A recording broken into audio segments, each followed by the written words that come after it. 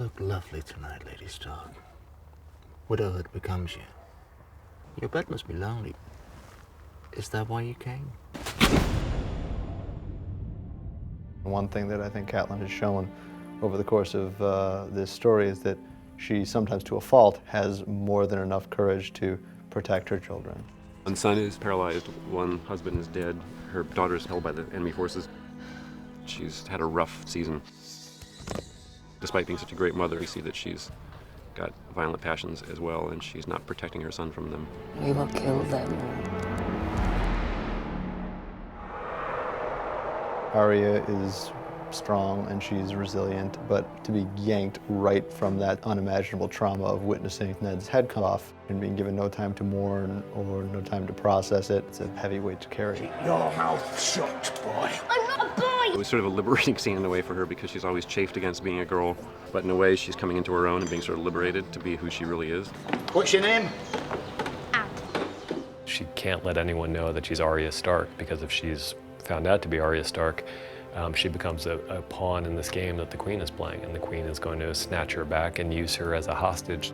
It's 1,000 leagues from here to the wall, and winter is coming. Arya is so driven by revenge, and things get increasingly dangerous for her in the second season. She's a little bit like her older half-brother, Jon Snow. Move. I won't let you go. Jon will lose his temper at the slightest provocation.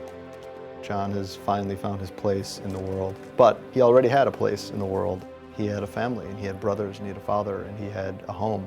When that family's in trouble, his instinct is to go join Robb, but he's pulled back by his new brothers. You took the oath, you can't leave. He's going to avenge the death of his father, and it's his friends who remind him what his father would have done in this kind of situation. It was a moonlight ride, that tiring. You know, Mormont's a very practical guy. He doesn't want to lose Jon Snow, who's a potential great leader of the Night's Watch, because he had a moment of wavering about his vows. The fact is, he returned, and that's the important thing to him. Do you think your brother's war is more important than ours? When dead men, and worse, come hunting for us in the night, do you think it matters who sits on the Iron Throne? They're up against something that's a lot bigger than themselves. And there's this game that's being played in the South, and then there's what's happening north of the Wall, which is the kind of thing that will make all the intrigues in the South look like a game. And they're going to go out instead of waiting for it to come to them. Mirri Maz Duur is a priestess of the Lamb people, and she sees a chance to get revenge, not only to avenge her people, but also to prevent this guy from doing it again to other people. From her point of view, it's completely just what she does. This is not life. When will he be as he was? When the sun rises in the west, sets in the east. She has a pretty good point. I mean, these people did come in, completely rape, pillage, and murder her entire village. Of course, from Daenerys' point of view, this woman betrayed her. She put her trust in this woman after showing her kindness, and now the woman has turned around and betrayed that kindness. And again, it's a theme throughout the story that, you know, no good deed goes unpunished. Ser Jorah, bind this woman to the pyre. You have people doing terrible things to people that you love, and yet if you were in their shoes and you knew what they know, you would probably do the same thing. Everybody is doing what they're doing for reasons that are grounded in real human psychology and not in the fact that they're wearing a white hat or that they're wearing a black hat. Daenerys had an understanding that she has to give herself over to something larger than herself without knowing exactly what's going to happen, but she knows that when she walks into that pyre, she's not going to burn up. Never in her mind is it an act of suicide, even though in the minds of everybody around her, that's of course what it looks like.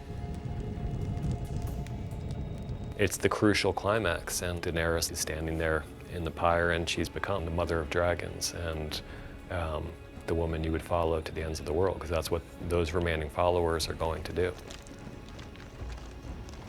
Dragons in this world are the ultimate source of power, and in a world where authority is derived directly from power, they're the ultimate source of authority, and the people who had dragons were the people who shaped the world. Dragons are magical, but they're also supposed to be, in this world, real creatures. And so we were looking at bats and pterodactyls and other kind of great flying creatures like that for inspiration, and always wanting them to look real. We don't want these to look like magical creatures that have just popped up. If they survive to maturity and they grow to the size of school buses or however large they end up getting as their mother, she becomes a very different person than the frightened little girl we saw being sold off to a barbarian in the first episode.